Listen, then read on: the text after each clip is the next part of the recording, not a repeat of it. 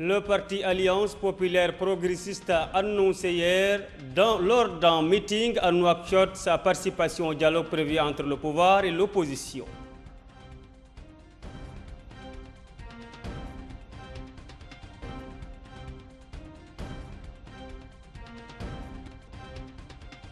Les travaux d'un colloque scientifique sur les dangers des drogues en collaboration avec l'Association des ulémas mauritaniens ont débuté ce mardi à Nouadhibou, la capitale économique.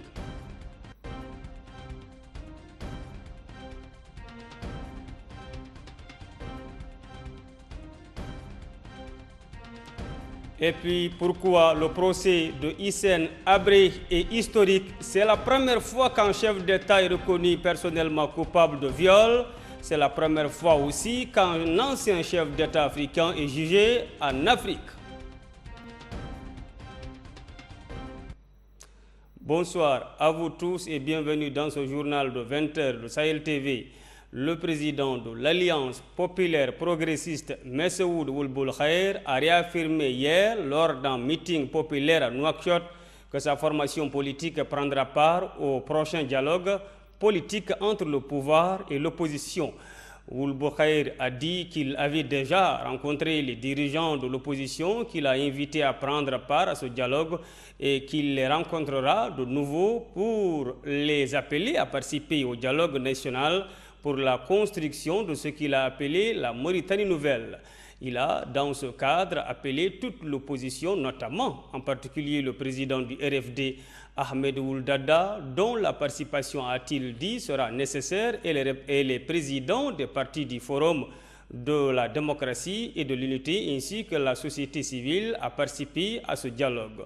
En tout cas, pour le FNDI, ce dialogue n'apportera pas les réponses attendues par les Mauritaniens, dont les préoccupations sont totalement ignorées par le pouvoir, selon les termes de l'opposition. À propos de la suppression du Sénat, le président de l'APP a dit qu'il y a d'autres institutions qui doivent être supprimées, tout en dénonçant la manière avec laquelle le président de la République a fait cette annonce. S'agissant des modifications constitutionnelles, dont la suppression du Sénat justement, Messeoud Ould Khair a dit que la décision revient au peuple mauritanien qui a le premier et le dernier mot à ce sujet. Le président de l'APP a par ailleurs évoqué la question des Haratines lors de ce meeting. Il a ajouté qu'il n'a jamais abandonné et n'abandonnera jamais la défense des droits des Haratines. Il a réaffirmé qu'en sa qualité d'homme politique, il entretient d'excellentes relations avec toutes les composantes du pays et œuvre à la réalisation de la justice entre elles, refusant l'exclusion et l'injustice. Le Haut Commissariat des Nations Unies, en collaboration avec l'Institut français de Mauritanie, a célébré par anticipation la Journée mondiale des réfugiés ce mardi à Nouakchott. El Ali Abbas, Cheikh Al-Hadrami. La célébration anticipée de la Journée mondiale des réfugiés a eu lieu aujourd'hui à Nouakchott, organisée par le Haut Commissariat des Nations Unies en collaboration avec l'Institut français de Mauritanie. Au cours de cet événement, des produits artisanaux préparés par les réfugiés en Mauritanie ont été exposés à la vente. Il y avait également une visite guidée par les organisateurs pour que ces élèves appartenant à des établissements différents comprennent le statut et les conditions de vie d'un réfugié.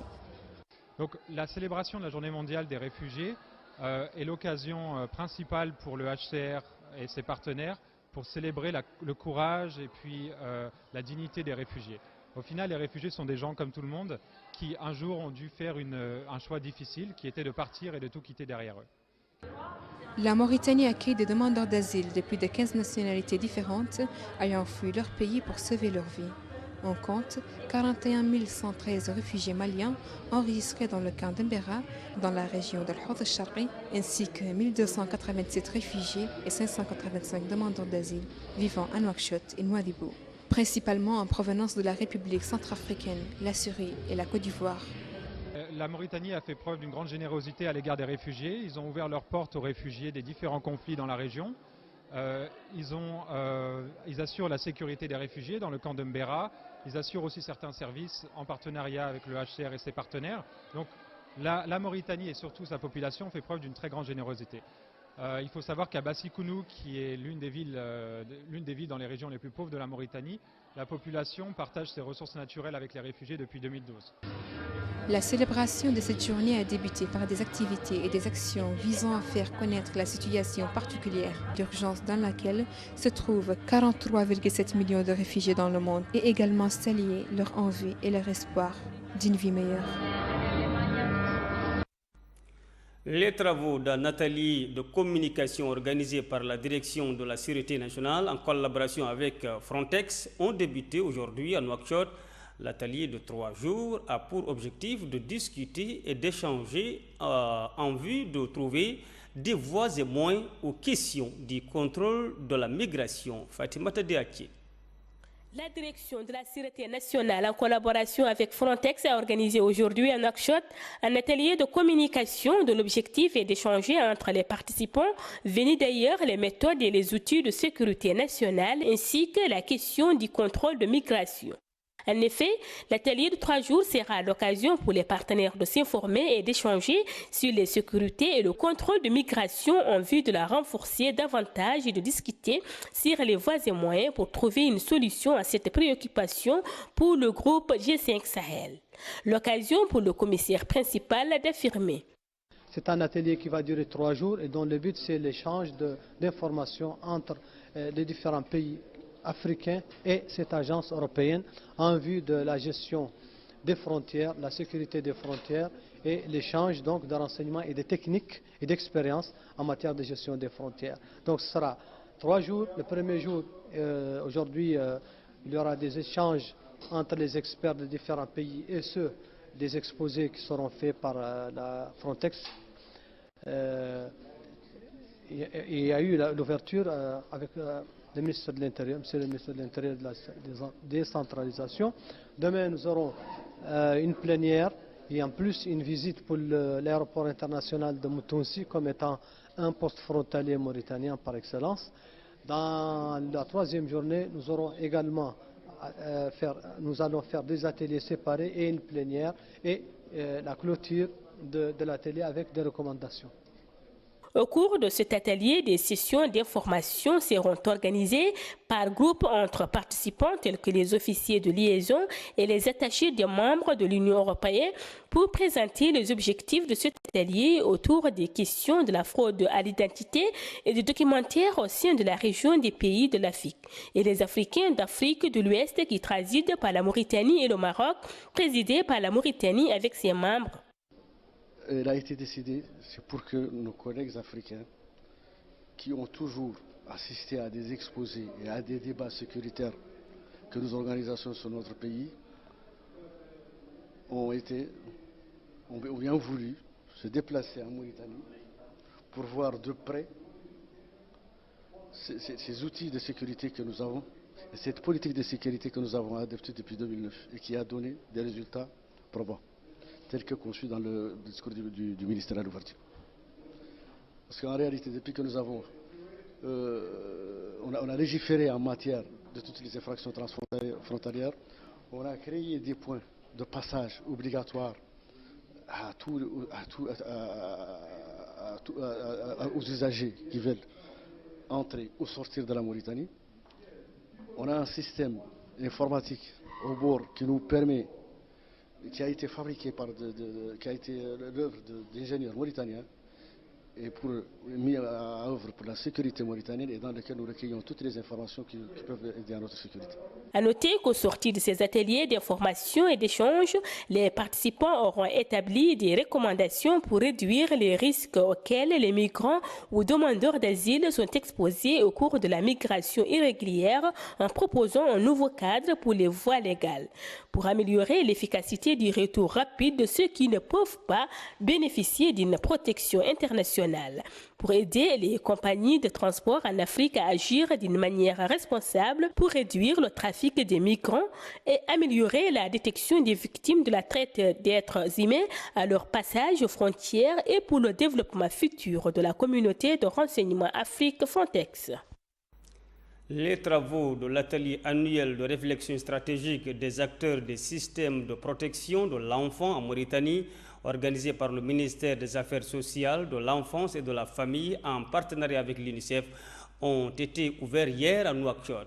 Cette rencontre de 3 jours vise l'amélioration des performances du système national de protection des enfants ainsi qu'à passer en revue les différents acquis réalisés dans ce domaine. Des remarques et des recommandations susceptibles de la redynamiser. Le représentant de l'UNICEF en Mauritanie, Souleymane Diabaté, a inscrit dans son intervention l'objectif de cette rencontre dans le cadre du partage de bonnes pratiques et des leçons apprises dans les différentes communes du pays. Nous l'écoutons. Messieurs les ministres, Monsieur le Wali de Nouakchott-Ouest, Monsieur le secrétaire général du ministère des Affaires sociales, avant de commencer, je voudrais tout d'abord souhaiter une bonne fête aux mères et aux futures mamans, puisque hier c'était la fête des mères. Je voudrais également vous dire que c'est pour moi un réel plaisir de prendre la parole aujourd'hui à l'occasion de cette cérémonie d'ouverture de la 2e consultation nationale des acteurs des systèmes de protection de l'enfant en Mauritanie. Cette consultation de 3 jours se donne comme objectif de partager de bonnes pratiques et les leçons apprises dans les différentes communes du pays, mais aussi amorcer de nouvelles initiatives et stratégies pour améliorer l'environnement protecteur de toutes les filles et de tous les garçons en Mauritanie par une approche holistique, conformément à la Convention relative aux droits de l'enfant et aux objectifs de développement durable. Parvenir à l'égalité des sexes et autonomiser toutes les femmes et les filles. Les cibles 5.1, 5.2, 5.3 de l'objectif 5 des ODD témoignent de l'importance à accorder aux questions relatives à l'élimination des discriminations faites aux femmes et aux filles, de toutes les formes de violences faites aux femmes et aux filles. Les travaux d'un colloque scientifique sur les dangers des drogues organisé par le ministère des Affaires islamiques et de l'enseignement originel en collaboration avec l'association des oulémas mauritaniens ont débuté ce mardi à Nouakchott, la capitale économique. Le colloque qui dure 2 jours s'inscrit dans le cadre d'une campagne lancée par le ministère des Affaires islamiques et de l'enseignement originel visant à sensibiliser les citoyens sur les dangers des drogues grâce à l'organisation de colloques et de séminaires au khutbah du vendredi et aux leçons religieuses données dans les mosquées. Au cours de ce colloque, les participants suivront des exposés et des conférences sur les énormes préjudices causés par les drogues dans les domaines sécuritaires, économiques et sociaux et au niveau de la santé physique et mentale, ainsi que sur le rôle des oulémas, des imams, des mosquées et des leaders d'opinion dans la lutte contre ce fléau dans notre pays. L'Association des écrivains d'expression française a organisé samedi dernier un débat et une séance de dédicace autour du roman de l'écrivain Brahim Woulbakar Woulseneiba. Écoutons ce témoignage. Merci d'être venus relativement nombreux à cette séance de dédicace et de débat.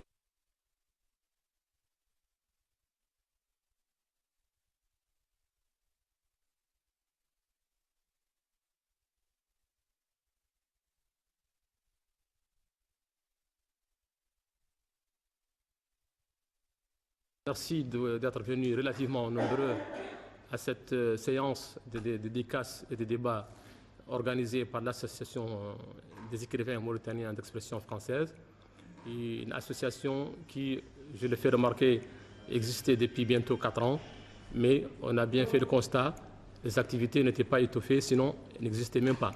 Et depuis 2 ou 3 mois, il y a une nouvelle stratégie, il y a une redynamisation et un nouveau bureau dont certains membres sont là sur la table.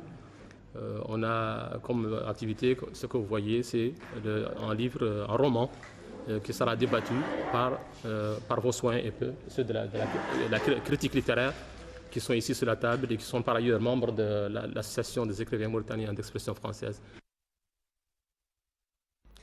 Hors de chez nous, au Sénégal, le tribunal spécial africain de Dakar a tranché. Après 10 mois de procès, l'ancien président du Tchad, Hissène Habré, a été condamné hier à la réclusion criminelle à perpétuité par une juridiction africaine extraordinaire qui l'a reconnu coupable de crimes contre l'humanité, de torture et de viol lors de la répression menée lorsqu'il était à la tête de son pays entre 1982 et 1990. Pourquoi son procès est historique? Parce que c'est la première fois qu'un chef d'État est reconnu personnellement coupable de viol. C'est la première fois aussi qu'un ancien chef d'État africain est jugé en Afrique. Et enfin, c'est la première fois au monde que des juridictions d'un pays jugent le chef d'État dans notre pays pour des crimes contre l'humanité.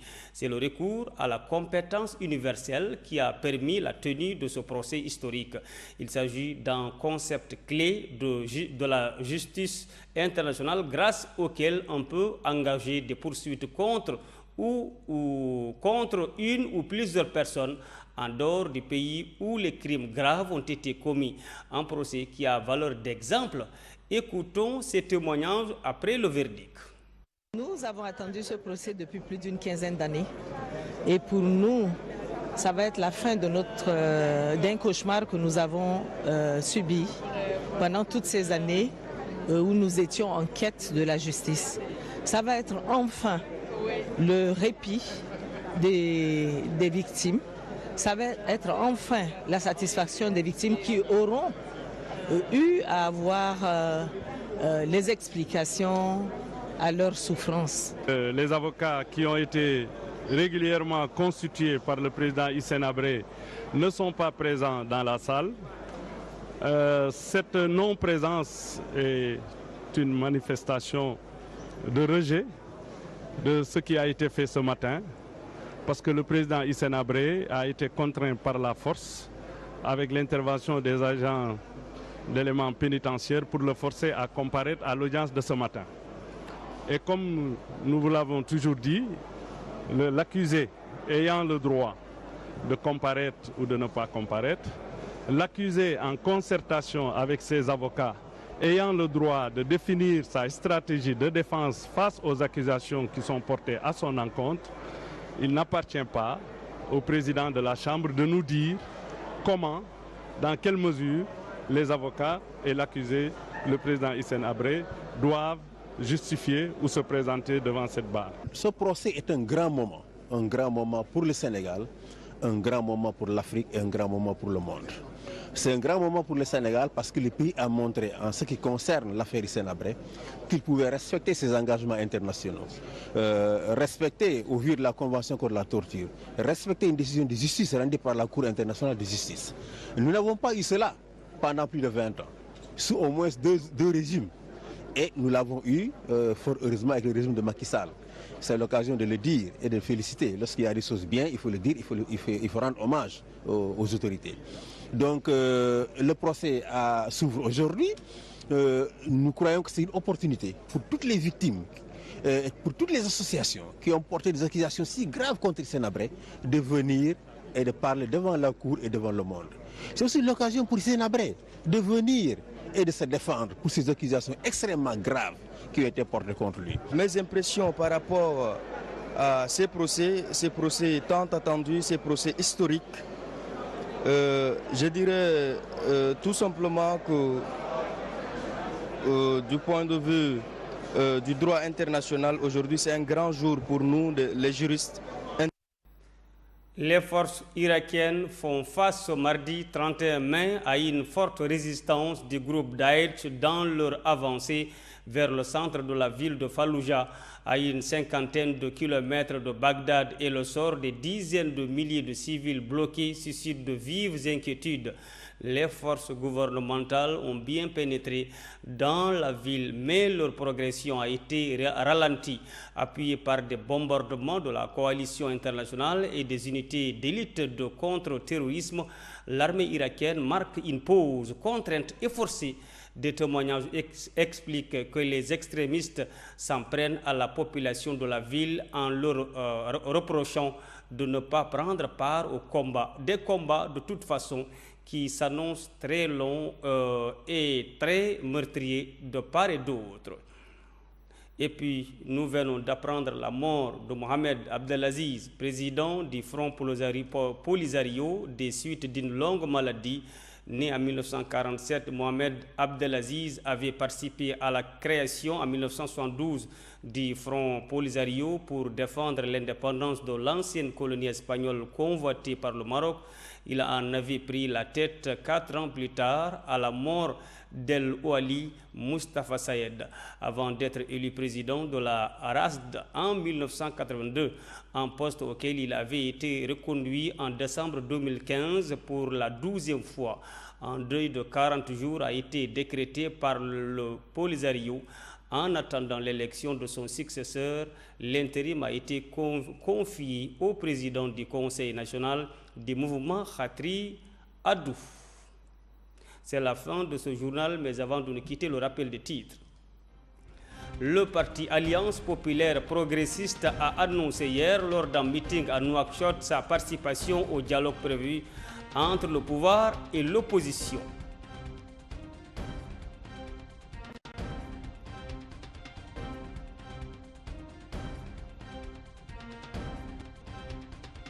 Les travaux d'un colloque scientifique sur les dangers des drogues en collaboration avec l'association des oulémas mauritaniens ont débuté ce mardi à Nouadhibou, la capitale économique.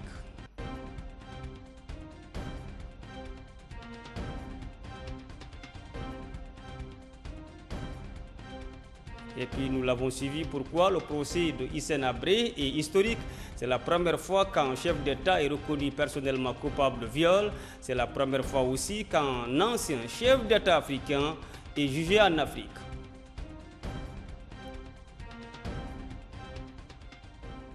Merci de nous rester fidèles.